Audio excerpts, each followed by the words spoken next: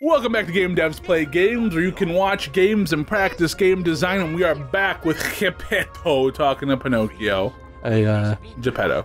Is that the proper pronunciation? No, it probably isn't. There's probably people who are turning in their graves right now based off of that. Geppetto. Geppetto. Where is Pinocchio based?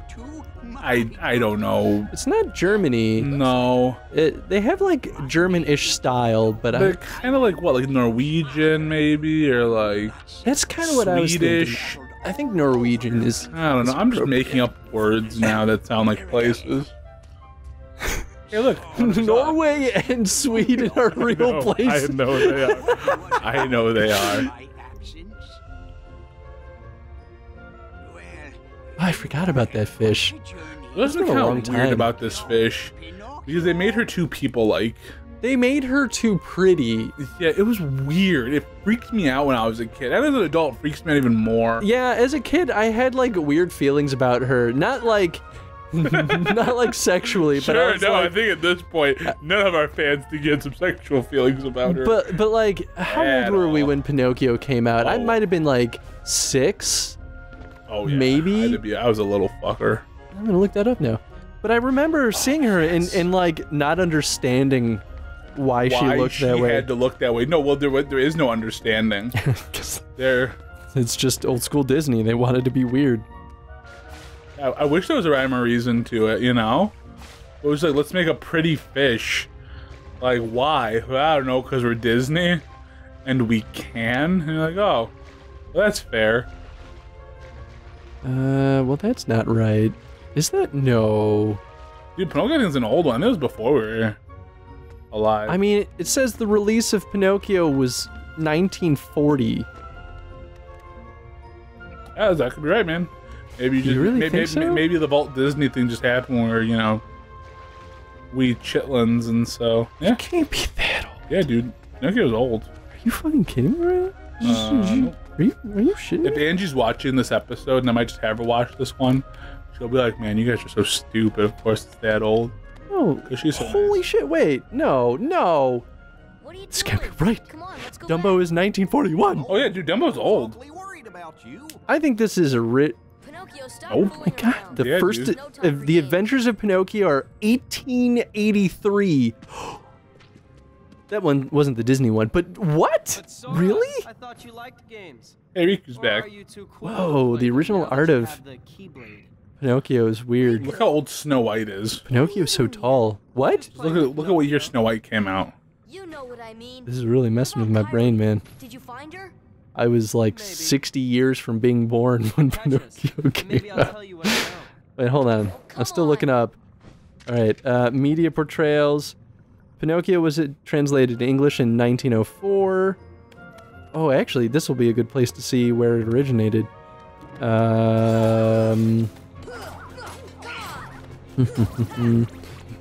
Fictional character biography.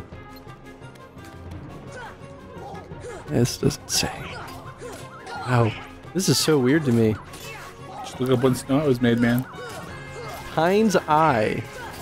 The Italian word for eye.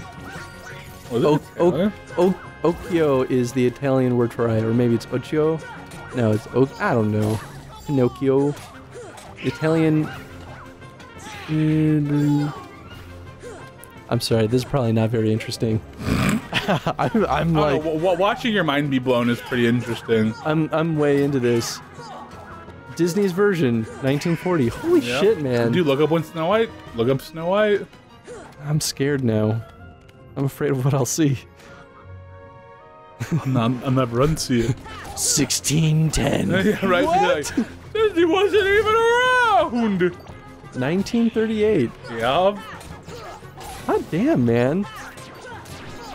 Animation was really good back then. Mm-hmm. I mean, that really does kind of go to show why Disney had its claim to fame, because animation in that era was not great.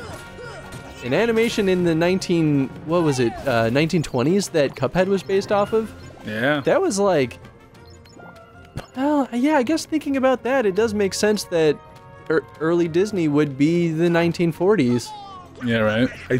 Was there an enemy here? Or these movies, not early Disney, Where but the hell did you come from?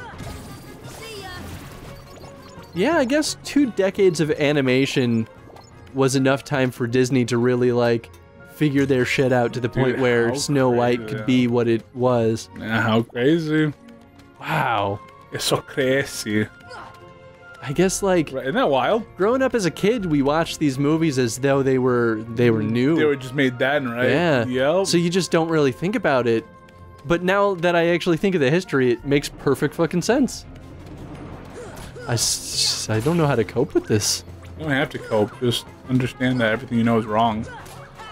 It's part of the coping process. No, just understand, Chris, that you'll never be right ever again. No! No! Whoa! Whoa! That's gravity. That's, Are you ready? I think gravity is always present here, Tony. No, but that's gravity. I need help. I'm using my flame, and that's literally not doing anything to you, so that's fine. Do you think Andy watches the show? I know she has. One of my coworkers religiously watches the show, I guess. Shout out to that coworker. Yeah, thanks, Brittany. Do you think she watches it just to, like, get ammo to make fun of you with? No, she's a big. That's the person who had the Into the Woods, like, I'm not the Woods, Night in the Woods banner I was telling you about. Oh, yeah. She's a video game person. Hell yeah. Yeah, so she was like, dude, I Night watched. in the She's like, I Woods. put on your show to like, just kind of like listen, and do stuff. It's cool. You know, now that I've changed job roles at work, I don't get the downtime to watch Let's Plays while I do stuff. I know, right? I can't do it's- that at work either. It's like the saddest thing because now I'm falling behind in all my favorite shows. I know. There's so many good ones. And I would occasionally watch our show just to like make sure that we don't sound like idiots. I really need to go. I have such a thing for not watching myself. You know, I need to watch I want to watch our Night in the Woods playthrough though, because I had so much fun playing that game. And May is my spirit animal, I guess. it's worth a watch. I watched a lot of that one just because I also like Night in the Woods. But like, you watch the stuff you're in long enough, it stops being as weird. Like, my voice doesn't bother me as much as it used to. Yeah, maybe that's what I should just do. It's like, I should just watch it and be like, yes, this is my voice. I know I sound stupid. Let's just get over it. Well, that's one of the reasons why I started trying to swear less on the show is because, like, other than people complaining that I swore too much, which I agree, when I would watch it back and I'd listen to myself swear, I'd be like, Chris, you're kind of like out of control. There's gotta be a better way to filter do that stuff. Yeah, that's how I feel too, and I'm trying to get better about it. But then I have to go on gummy ship rides, and it all comes back. Well, there's a time and a place, right? If you're Friggin' gummy ships. if you're cussing, especially in like something intended for entertainment, if you're cussing without like good justification, it can often kind of just like It just comes off as like you just have a lack of how to be funny. It's like your way of being. it feels very amateurish. Yep. In like, I don't know, just unprofessional, I guess. I agree with you. In a way I'd that agree. like soils some of the experience, at least for people like me. So when people were complaining about it, I totally get it because Yeah, you're I like, feel the no. same way when I watch shows where that happens. And I'm like, well, I should do better. Yeah, no, and I agree. And I think, well, I also want to be able to, like, you know, like I have family members that are young enough that might enjoy watching some of the stuff that we do here. But it's that's like, true, yeah. with me cussing every 5 seconds, it kind of ruins the magic. I mean, most of our audience are people our age, like mid-20s-ish, and sometimes a little bit older too. Yeah, mid-20s who humor us. And so I think a lot of people our age probably don't really mind so much, and most people that watch the show are just kind of here to like have a good time, watch a little bit of a Let's Play, and like maybe get some extra like or some new perspectives on how to think of some things Yeah, in a right. game design way. I agree with you on that. And not that, you know, everyone leaves this show like learning a ton of things about game design, but it probably helps open up some Well, perspectives. I think it opens up the dialogue of like there's more to games than just be like, oh, this game is fun. Yeah. Like there are critical ways to think about games. Well, and that's definitely turned into more and more of like my mission statement for the show is like now that I've been working in games for a while, and even at Phosphor I encountered this where some designers that have come and gone in that studio, they often like didn't think very deep into game design. It just was sort of like, well, game design is me, you know, building a level. Like that's game design. That's game design. It's like, but there was no like not. deeper thought of like, well, how does this level flow? How does this impact the game feel? How does, you know, X, Y, and Z get affected by A, B, and C? There wasn't there, and this is not just Phosphor. I don't need to like call out Phosphor. Right, no, of course not. But this has been prevalent in every studio I've worked in, to lesser and higher degrees. Depending on the studio, I'm sure, and depending on the development of the project. And I've worked with some fantastic designers at all of those studios, and then there have been the other designers that didn't think as deep into it. So really the moral of my story is, I'm still shocked that some designers that work professionally don't think too deep into what game design is. Right. And so instead of like criticizing them, I want to have sort of a platform that encourages people to take that use step this deeper. other way to look at games. Like, Yeah. please just take the time and just figure out, like, is there another way I can look at video games?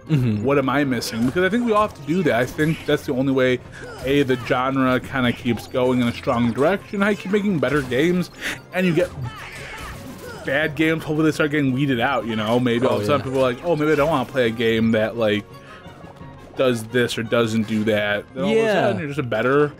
And that's where I think that even people that aren't trying to be game designers, like, as a consumer of games, it still behooves you to have a deeper understanding of game design, because and there's the argument that a lot of designers will say that, you know, once you know game design, it sort of kills the like the mystery of games, and it sort of ruins a lot of games. I don't buy that. I thought that when I first started working as a designer, and I truly believed that for a while. But the longer I've done this... It almost feels like once you know how the sausage is made, you're not going to want sausage. Yeah, but instead, I think it's only deepened my appreciation for well-designed games. And sure, it means that I'll be more critical on poorly designed games. But it's good. I think that, like, you know, it helps weed out those, like, AAA nightmares that are out there where you're like, this game shouldn't be making the money it's making. And it gives consumers better verbiage for why some games aren't as good. Because you can't just be like, oh, a game's bad because it's bad. It's like, well, what makes it bad? Oh, the interface is really clunky.